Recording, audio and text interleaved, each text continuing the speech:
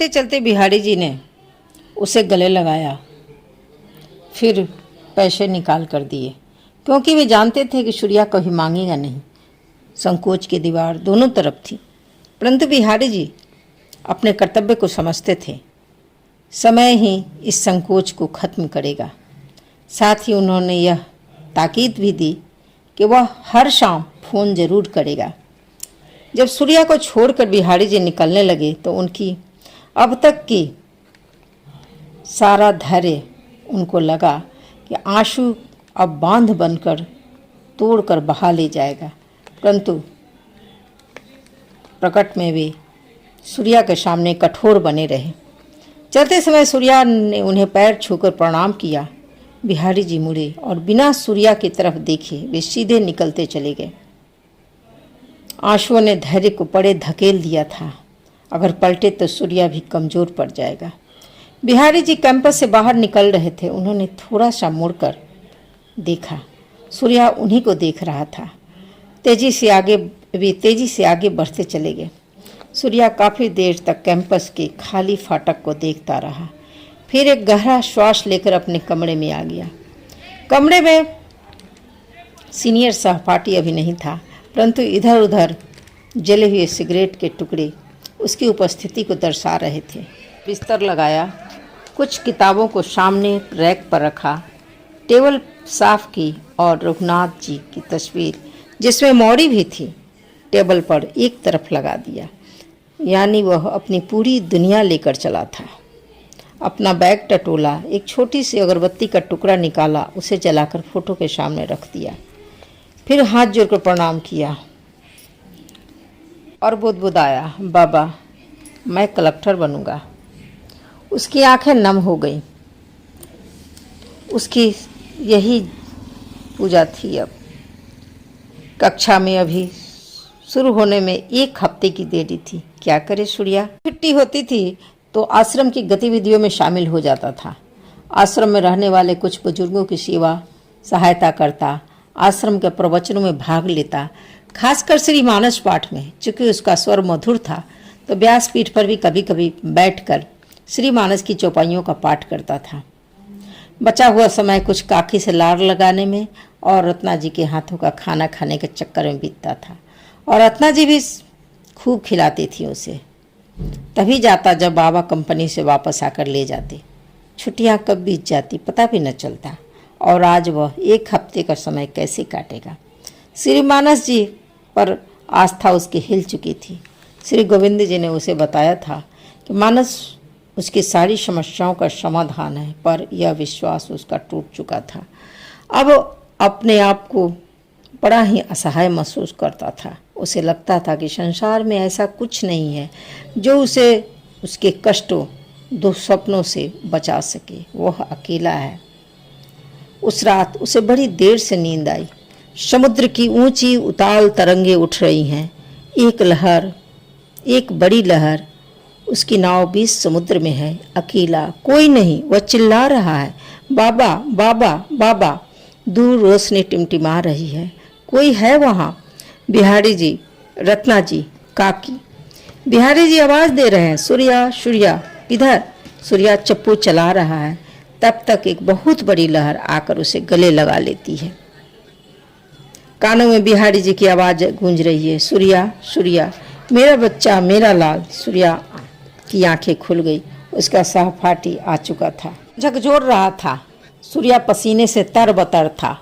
उसने सूर्या की तरफ पानी बढ़ाया और पंखा चला दिया। शायद कोई स्वप्न देख रहे थे तुम। सूर्या बिस्तर में दुबक गया। अगले दिन जब सूर्या उठा तब तक उसका सहपाठी सो ही रहा था। स्नान वगैरह से निवृत्त होने के बाद उसने रघुनाथ के फोटो के सामने अगरबत्ती जलाई और यूं ही बाहर निकल आया।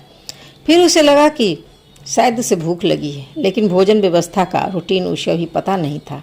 उसने एक नज़र अपने सहपाठी पर डाली, फिर सोचा कि रत्ना माँ ने शायद कुछ दिया हो खाने के लिए। बैग टटोला तो खाने में कई सूखे पैकेट पड़े हुए थे। उसने निकाल कर खाया, फिर बाहर निकल गया। शीघ्र ही वह व्यवस्था से परिचित हो गया था। उसके स्कूल के कुछ दोस्त ड्यू में ही एडमिशन लिए थे, परंतु किस कॉलेज में कुछ पता नहीं। अंत में वह दिन भर कैंपस में घूमता रहा। लाइब्रेरी भी गया, चूँकि अभी कॉलेज का आईडी कार्ड अभी इशू नहीं हुआ था तो किताबें मिलनी संभव नहीं थी, परंतु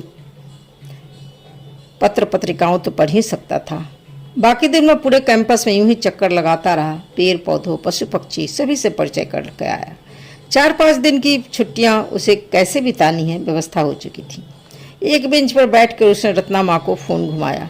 2 रिंग जाते ही रत्ना माँ ने फ़ोन उठा लिया। बड़े प्यार से उन्होंने उसका हाल समाचार पूछा, खाने की व्यवस्था के बारे में पूछा, हॉस्टल के बारे में पूछा, छुट्टी।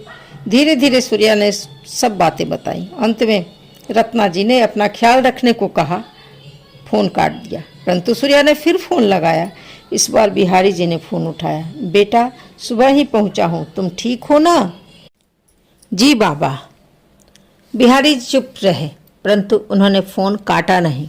न ही सूर्या ने फ़ोन काटा।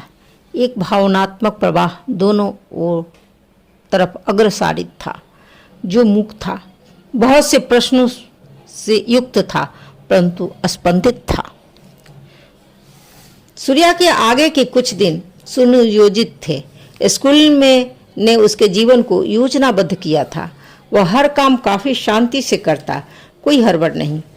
खाली समय में गोविंद जी और अन्य शिक्षकों के द्वारा दी गई विभिन्न पुस्तकों को पढ़ता। उसका सीनियर सहपाठी से अभी भी कोई खास जान पहचान नहीं हुई थी।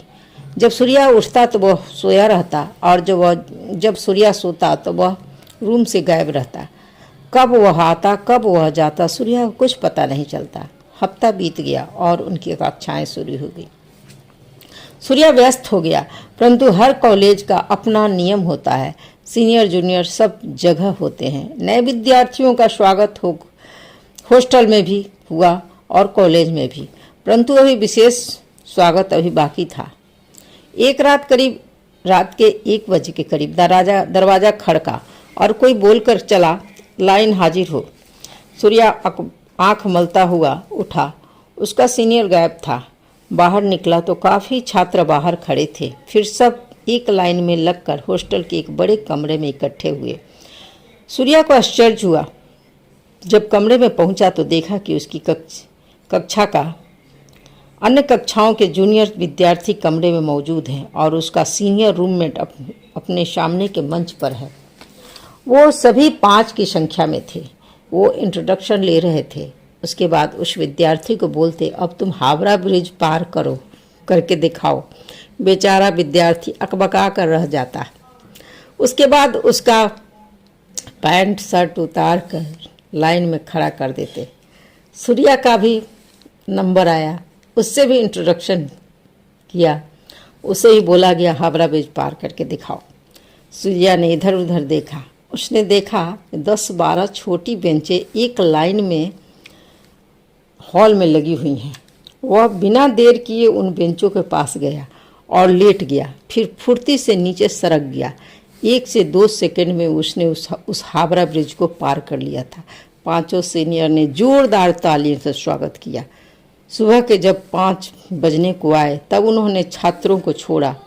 भले ही यह जूनियर छात्रों की रैगिंग थी, परंतु उन्होंने एक तरह से सभी छात्रों का मनोवैज्ञानिक टेस्ट लिया था और यह पता लगाया था कि कौन से छात्र का बौद्धिक क्षमता सर्वोपरि है। फिर उन लोगों के बीच एक संवाद भी स्थापित हुआ और बीच का संकोच समाप्त हुआ। उस दिन उसे पता चला कि उसके रूममेट सहपाठी का नाम रविकांत है और वह भी फिलॉसफी का ही फाइनल ईयर का स्टूडेंट है और कॉलेज का टॉपर है। सूर्यनंदन को बहुत खुशी भी हुई, परंतु वह निरपेक्ष ही रहा। रविकांत का आना जाना वैसे ही बना रहा। सूर्या चुप रहता और अपनी पढ़ाई के शेड्यूल्स को ठीक करने में व्यस्त रहता। कक्षाओं में वह प्रायः बगल के टेबल को पकड़ता, जहाँ से वह आराम से शिक्षकों के लेक्चर को सुनता। खाली समय में उसने लाइब्रेरी ज्वाइन किया। धीरे धीरे पढ़ाई रफ्तार पकड़ने लगी। चूँकि लाइब्रेरी में किताबों की संख्याएं अनगिनत थीं, तो उसने पढ़ा भी खूब। अपने सब्जेक्ट की किताबों को पढ़ता ही साथ ही उसके अलावा उसने सुकरात, चाणक्य, अरस्तु उन सबको भी पढ़ा, परंतु सबके दर्शन पढ़ते पढ़ते विचार गड़बड़ होने लगते। एक निष्कर्ष पर वह कहीं नहीं पहुंचता। उसने कुछ दिनों में भारतीय दर्शन को पढ़ना शुरू किया। एक विस्तृत संसार उसके सामने था। सांख्य दर्शन, युग दर्शन, न्याय दर्शन, मीमांसा दर्शन आदि। महर्षि कपिल, कणाद, जैमिनी, पतंजलि उसके सामने मुखर होने लगे। उसे लगा वह अपने स्कूल के आश्रम में पहुंच गया है। वह बचपन से ही यही तो सब पढ़ रहा था। शांत, शाश्वत, नीर युक्त, कमल की पत्तियों पर जमे शीत की बूंद अपनी मणि युक्त चमक पर शाश्वत हैं, शांत हैं, हृदय के अंतरस्थल को उकीरता है, शीतल है, अति शीतल है। परंतु जहाँ सूर्यनंदन अपने किताबों की दुनिया में भटकता, शांति खोजता, अपने सिलेबस को आगे बढ़ाता, नोट्स बनाता, कक्षाएं नियमित करता, वही रविकांत का पता नहीं चलता कि वो, हाँ, अगर वो कमरे में रहता तो धुएं के लच्छेदार छल्ले पूरे रूम में आकार बनाते घूमते रहते। उलझे लंबे बाल जिसे वह कभी कभी ही कंघी करता, कपड़े भी अजीब पहनता, कुर्ता और जींस का पैंट, रामनामी दुपट्टा जरूर रखता, कभी सीधे चाल और कभी गोल गोल, आंखें प्रायः लाल रहती, कभी कभी आलती पालती मारकर घंटों ध्यान में मग्न हो जाता। सूर्या का जीवन के ठीक विपरीत उसका जीवन था, कोई तालमेल नहीं। गले में रुद्राक्ष की मालाएं कभी बहुत बढ़ जाती और कभी एकदम गायब हो जाती। सूर्या हैरान हो जाता, परंतु चुप रहता और पूरे कमरे की सफाई अच्छे से करता। यहाँ तक कि कभी कभी रविकांत का बिस्तर भी झाड़ देता। परंतु जब सूर्या अपने प्रश्नों में उलझता रहता और कभी कभी खुद से आस्तिकता और निस्तिकता के सवाल गड़बड़ होने लगते, उस समय एक छोर रविकांत थाम लेता। जब मनुष्य का पेट भर जाता है तो बुद्धि कुछ मांग खोजती है, वही फिलॉसफी का जन्म होता है, जो मानव की उत्पत्ति, अर्थ, मोक्ष आदि जैसे विषयों का विस्तार से विश्लेषण करता है। इसका मूल उद्देश्य ही ज्ञान प्राप्त करना है। इस शास्त्र में भारतीय दर्शन, जैन दर्शन, बौद्ध दर्शन, सांख्य दर्शन, नैतिक दर्शन शामिल है। इसकी मुख्य विवेचना मनुष्य और के समस्याओं के लिए उत्तम समाधान खोजना होता है। धर्म, नैतिकता, अध्यात्म, जीवन, मोक्ष, मैं कौन हूँ आदि का उत्तम समाधान खोजना होता है, और भी बहुत कुछ। परंतु ये तो हमारे मनीषियों का दर्शन है। इसके अतिरिक्त दर्शन भी है, जिसमें अरस्तु, चवार्क, सुकरात आदि के साथ बहुतों हैं। फिर सूर्या के कान में पास जाकर फुसफुसाता, और अंत में जानते हो सबसे बड़ा दर्शन क्या है? सूर्या की आंखें फैल जाती। क्या? पेट का दर्शन। अगर ये नहीं भरा ना तो फिर सारे दर्शन ही बेकार हैं। पेट भरा रहेगा तो कपिल, कणाद, पतंजलि, अरस्तु, चवार्क सभी दिमाग में दौड़ेंगे, दौड़ लगाएंगे, अन्यथा सब हमें दौड़ छोड़कर भाग जाएंगे। इसलिए पहले खाना खाकर आया जाए।